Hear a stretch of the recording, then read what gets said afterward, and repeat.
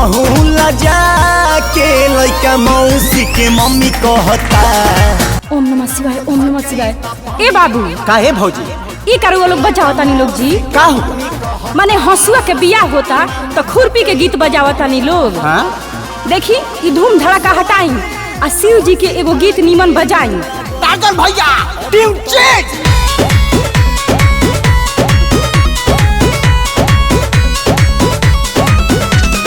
बनले बारह तू तो चार चार गो बूफर गाना बजाओ भोला के सुपर सुपर गाना बजाओ भोला के सुपर सुपर। बनले बारह तू तो चार चार गो बूफर गाना बजाओ भोला के सुपर सुपर। बोला न चला तका तोहरा मन में सब लोग नाचे के चाहे मगन में। सभे रहतावे अपना सजन में तू तो झुराइल बारू भोला के भजन में। खाई के भंगिया कवरियन के संगिया नाचे खाती होला गुदगुदी बदन में। खाई के भंगिया कवरियन के संग में नाचे खाती होला गुदगुदी बदन में।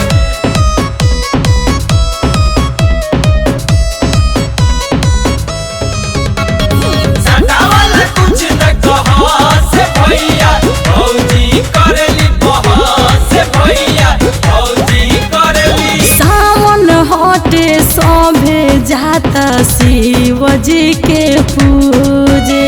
बोल बम चारू ओरिया गूंजे। इको आवेश तो फरेश बाटे साचे नाचे के बाज करौआ के नाचे। ई सब बजै ह बाबू तू तो लगन में काहे नहीं कुछ सोचत अपना तू मन में। सभी रहतावे अपना सजन में तू तो झुराइल बारू भोला के भजन में। खाई के भंगिया कवरियन के संगिया नाचे खाती होला गुदगुदी बदन में।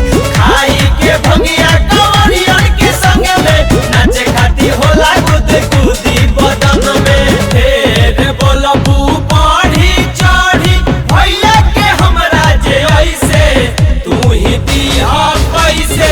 बोल बम बोल बम बोल बम बोल बम बोल बम। सरोज सबेरा रंजित बुझत नहीं खबा उने कर ध्यान लगाल हमें भोलेनाथ।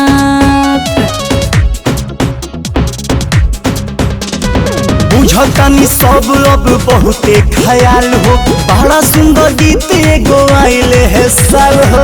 आगे लगावो न तू अपना धन में शिव के बसालो न तू अंगे अंग में। सब रहतावे अपना सजन में तू तो झुराइल बारू भोला के भजन में। खाई के भंगिया कवरियन के संगिया नाचे खाती होला गुदगुदी बदन में। खाई के भंगिया कवरियन के संग में नाचे खाती होला गुदगुदी बदन में।